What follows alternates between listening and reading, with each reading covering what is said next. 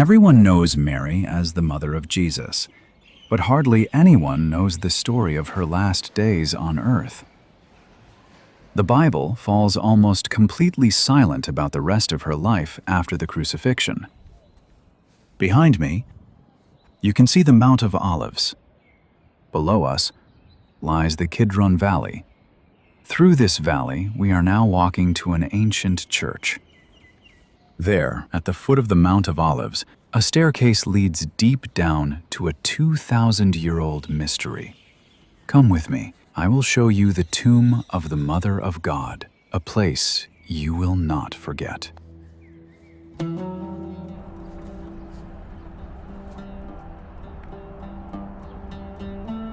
This journey is remarkable, not only because of its destination, but also because of the path itself.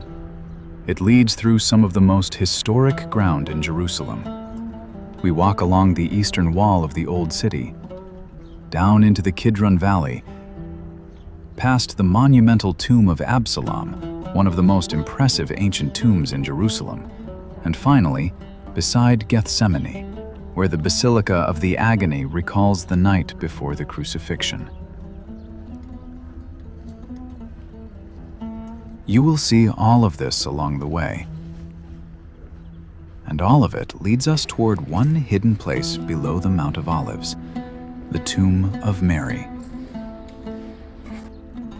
As we walk along the walls of the Old City on our way to the tomb, the question almost naturally arises: what do we actually know about Mary's life after the crucifixion of Jesus? If we look into the Bible, the answer is surprising: almost nothing. Mary almost disappears from the New Testament after the crucifixion. The last reference to her later life comes while Jesus is still on the cross. There, in the midst of his suffering, he is still concerned for the future of his mother. He entrusts her to the care of his closest disciple, John. "Woman, behold your son, behold your mother." From that hour on, the Gospel says, John took her into his home. After that, she appears only one more time. In the book of Acts, we see her in Jerusalem, in an upper room, together with the disciples and the women, shortly before the first Pentecost. And then, silence. From that point on, the biblical account tells us nothing more about her age, her death, or her burial. But right where the Bible falls silent, another source breaks the silence: the Apocrypha. These are texts from the early church that were not included in the official canon, but they are full of details about Mary's last days in Jerusalem.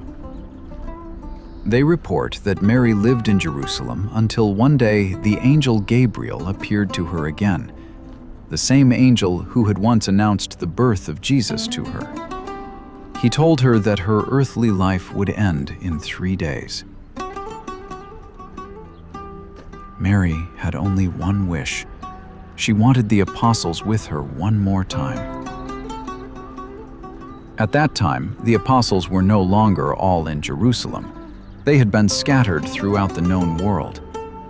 Then the miracle happened. They returned to Jerusalem in time to be with Mary. Only Thomas was missing. The Jerusalem tradition connects the place of Mary's death with Mount Zion, not far from here. Today, the Dormition Abbey stands there in memory of this event. From there, the apocryphal writings say, the apostles carried her body down through the Kidron Valley. On the other side of the road we see now, a long staircase will lead us down into that valley. Then we will follow the path through the valley, perhaps the same route the apostles once took. Their destination was a rock-hewn tomb near Gethsemane, at the foot of the Mount of Olives.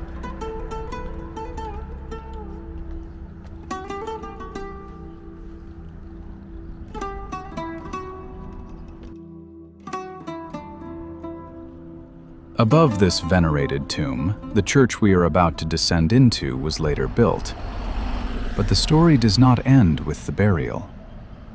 Thomas arrived late in Jerusalem. He had not been there when the apostles laid Mary to rest, and he wanted to see her one last time. When the tomb was opened again for him, it was empty. Her son had come and taken his mother into heavenly glory. In a moment, we will stand before this empty tomb and the bare rock floor. An ancient story will become for us a real place of stone and rock. The Catholic Church celebrates this mystery as the Assumption of Mary, the Eastern Church as the Dormition, the falling asleep of the Mother of God and her glorification. Here, you can see the tomb of Jehoshaphat in the distance. Just beside it stands the tomb of Absalom, and in a moment, our path will take us directly past it.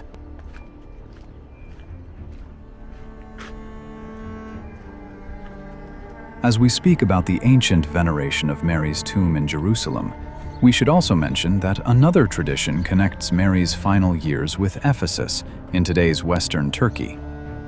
This is mainly because the Apostle John was later associated with that city, and Jesus had entrusted Mary to his care.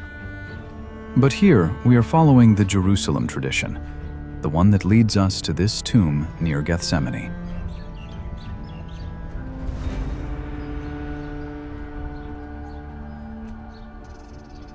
On our right, we are now passing the tomb of Absalom, one of the most striking ancient monuments in the Kidron Valley. According to the biblical story, Absalom was the rebellious son of King David. The monument itself, however, is usually dated to the 1st century AD, in the late Second Temple period.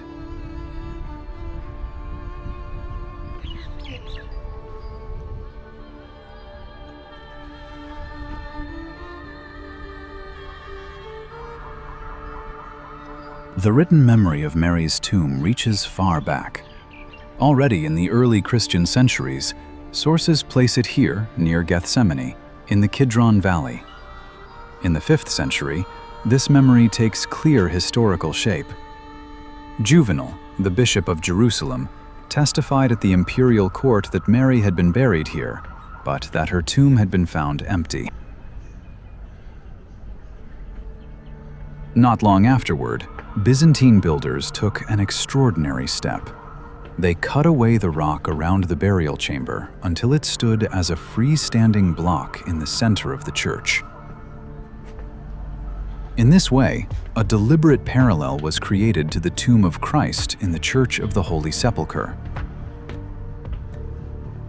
Pilgrim accounts from the 7th century already describe a great church above the isolated tomb.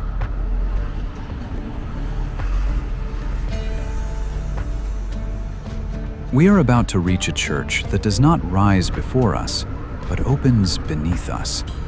Behind the entrance begins a long descent into the depths. 48 stone steps down into a world of darkness, lamplight, and ancient walls. Above us stretches a soot-blackened ceiling, marked by the candlelight of countless generations. When we go down in a moment, we will pass a chapel on the right side. Queen Melisande was buried there, one of the most significant rulers of Jerusalem in the 12th century. That even a queen sought her final rest here shows the importance this place already held then. Today, this chapel is dedicated to Saint Anne, the mother of Mary. That is the Basilica of the Agony, standing directly beside the Garden of Gethsemane. The present Church of Mary's tomb lies only a few steps away. To reach it, we now have to cross the road and walk past the Basilica of the Agony.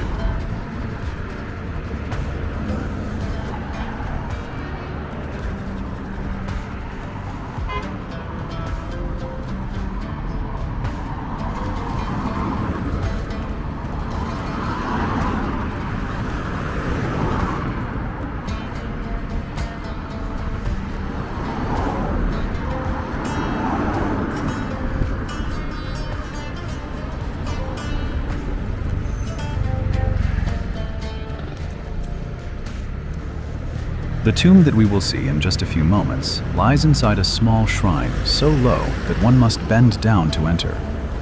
The whole space feels close and narrow, surrounded by candles and centuries of veneration. Directly above the shrine, you will see an opening in the ceiling. It stands symbolically for the belief that Mary did not remain in the tomb, but was taken up into heavenly glory. There, you will also encounter something unexpected, an Islamic prayer niche known in Arabic as a mihrab. It dates back to the time after Saladin's conquest of Jerusalem, when this church continued to be respected because of Mary's importance in Islam. It is a quiet reminder of how unusual the history of this place is.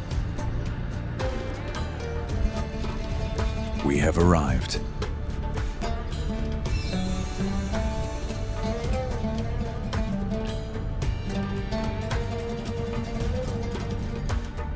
We will now head down to the courtyard below.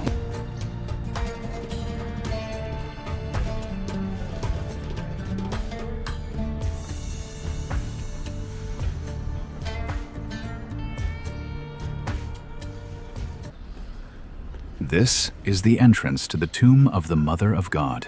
For Christians, this place is far more than a historical monument. It recalls the end of her life on earth, the empty tomb, and the hope of the glory of God. We are now descending to a place where for centuries people have prayed, wept, hoped, and believed. Come with me. We are now going inside.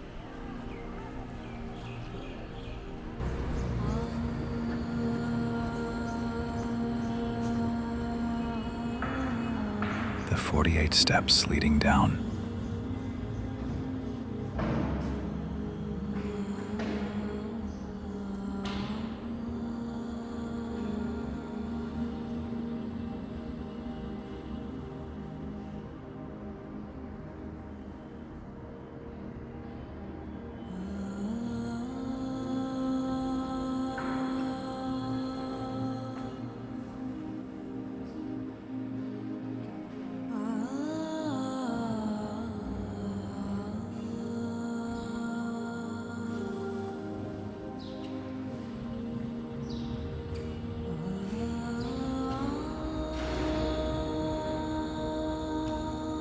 This is the Chapel of St. Anne, the Mother of Mary.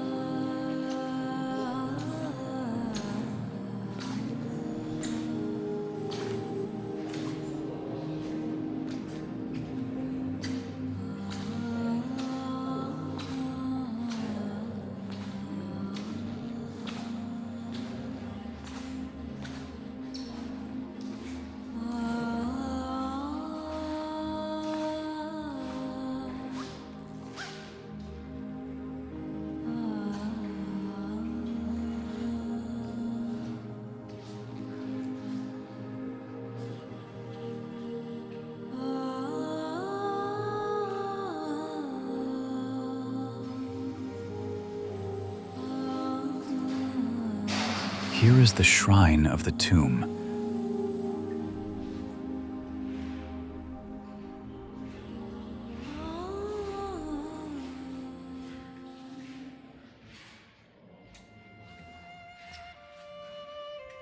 The tomb of the Virgin Mary.